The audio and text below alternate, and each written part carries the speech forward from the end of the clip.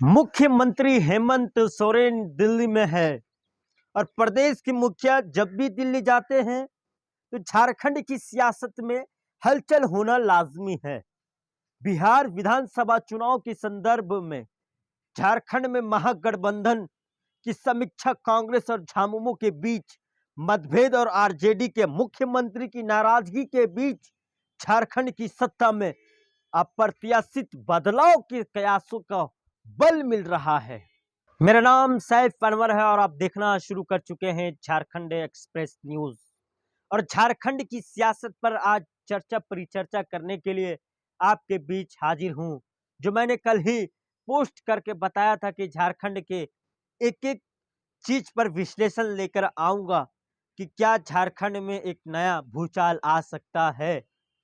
तो आइए सिलसिलेवार ढंग से चर्चा परिचर्चा करते हैं, बिना कोई लाग लपेट के, बिना कोई एडिटिंग का।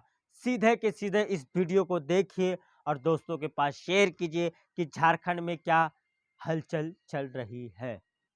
दबे शब्दों में ही सही चर्चा है कि झारखंड मुक्ति मोर्चा बीजेपी के सहयोग के बिना कांग्रेस और आरजेडी से अलग होकर सरकार का गठन क्या कर सकता है। जाहिर है कि ऐसा कांग्रेस और आरजेडी के विधायकों को तोड़कर किया जा सकता है।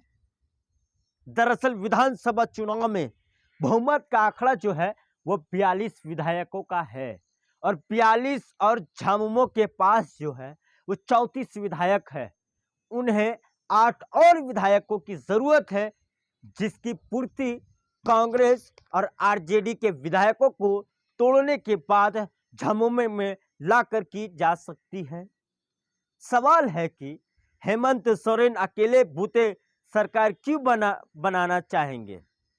क्या बिहार विधानसभा चुनाव में महागठबंधन में उचित भागीदारी नहीं मिलने से क्या नाराजगी के अलावा वह कौन सा कारण हो सकता है जिसकी वजह से झारखंड मुक्ति मोर्चा कांग्रेस के साथ गठबंधन में सहज नहीं है।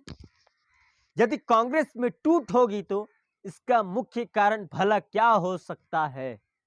क्या कांग्रेस की टूट की खबरों को पार्टी के ही प्रदीप बालमोचू, राजेश कश्यप और बंधु तिर्की के हालिया बयानों में बल मिल रहा है।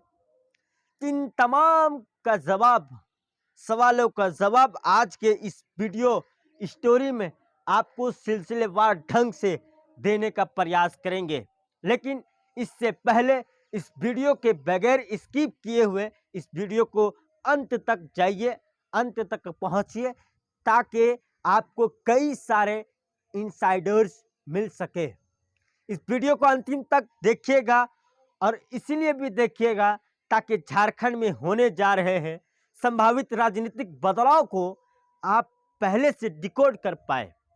इसीलिए मेरा दरखास्त है कि इस वीडियो को ना सिर्फ देखें बल्कि अपने सभी दर्शकों के साथ, अपने दोस्त यारों के साथ इसे साझा भी करें। कांग्रेस और झामुमो के बीच असहजता का पहला मुख्य कारण क्या है। विधानसभा चुनाव का घोषणा पत्र यानी कि मैनिफेस्टो, दरअसल चुनाव से पहले हेमंत सोरेन सरकार ने मैया सम्मान योजना लॉन्च की थी। चुनाव के बाद लाभुकों को 2500 रुपया देने का वादा भी किया गया। वहीं चुनाव से पहले कांग्रेस ने अपनी ओर से 400 रुपये सिलेंडर देने का वादा किया था, जिसे आज तक पूरा नहीं किया जा सका है। खबरें हैं कि सरकार पर कांग्रेस की ओर से 400 रुपये में एलपीजी सिलेंडर वाले वादों को पूरा करने का दबाव बनाया जा रहा है, जबकि राज्य की मौजूदा आर्थिक स्थिति और मैया सम्मान योजना को जारी रखने के दबाव की वजह से मुख्यमंत्री के लिए कांग्रेस की मांग पूरी करना संभव नहीं है।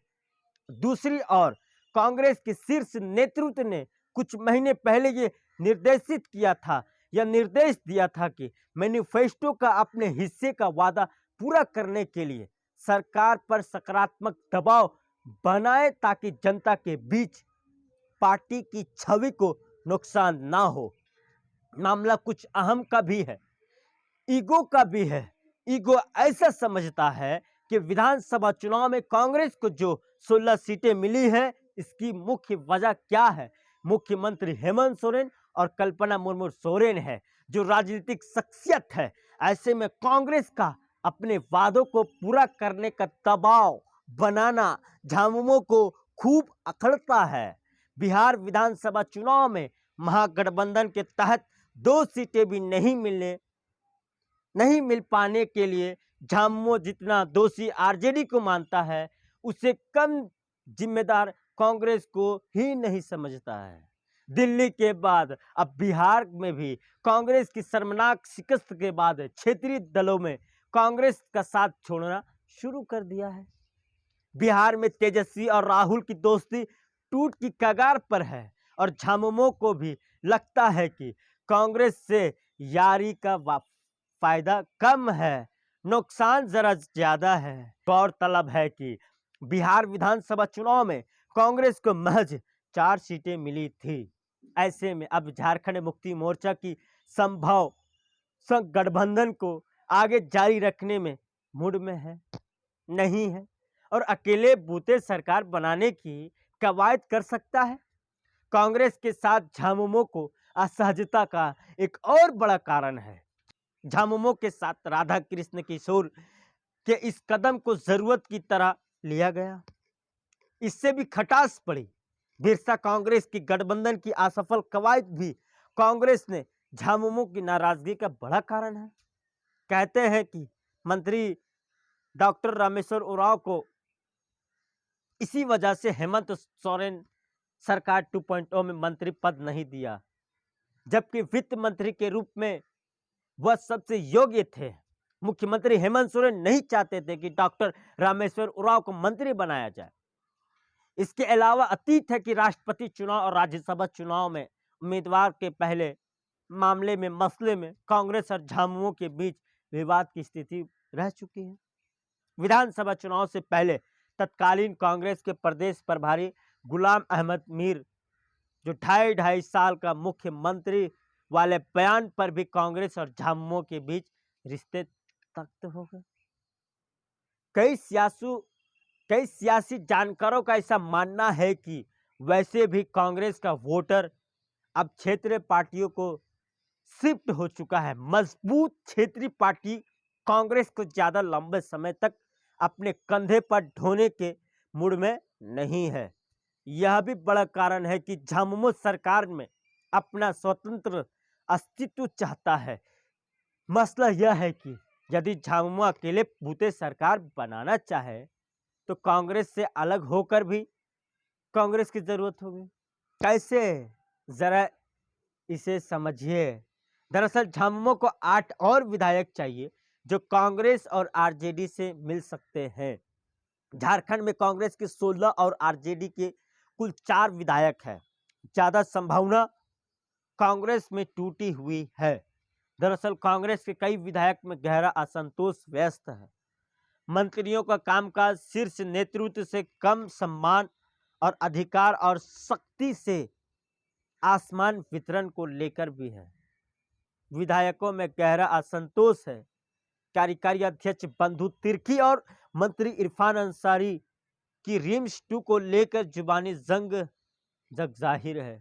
कांग्रेस विधायक दल के अपने नेता उप नेता खिजरी विधायक राजेश कश्यप भी खुले मंच से कांग्रेस कोटे के मंत्रियों के कामकाज और रवैया पर गंभीर सवाल खड़े कर चुके हैं। वे मंत्रियों को खुद को राजा नहीं समझने की नसीहत दे चुके हैं। कई विधायक में संगठन में उचित पद और सम्मान नहीं मिलने की नाराजगी ही है, तो कई लोग संगठन सृजन अभियान के तहत जिला अध्यक्षों की नियुक्ति में विसंगति के असंतुष्ट है। ऐसे में यदि नेताओं के झामुमो तोड़ना चाहे तो ऐसा संभव हो सकता है कि बिहार विधानसभा चुनाव के बाद बीजेपी के राष्ट्रीय प्रवक्ता डॉक्टर अजय आलोक ने ट्वीट कर किया था कि झारखंड में नया बम फूटेगा, हेमंत जीवंत है। जवाब में ही भले ही सुप्रिय भट्टाचार्य ने कह दिया था कि हेमंत जीवंत है, भाजपा का अंत है, लेकिन सियासी गलियारों में अन्य लोग के ट्वीट को कांग्रेस में टूट की संभावना के रूप में देखा गया। झारखंड की सियासत में किसी भी संभावना से इनकार कतई नहीं किया जा सकता है। बिहार विधानसभा चुनाव के बाद भी झामुमो कह चुका है कि उचित समय पर महागठबंधन की समीक्षा हो गई। कांग्रेस कहती है कि यह मुख्यमंत्री को विशेषाधिकार है नई सरकार के रूप में। देखना यह है कि समीक्षा कब होगी, क्या परिणाम नई सरकार के रूप में सामने आएगा। अब इस पूरे सवालों पर आप क्या समझते हैं? आप लोग क्या समझते हैं?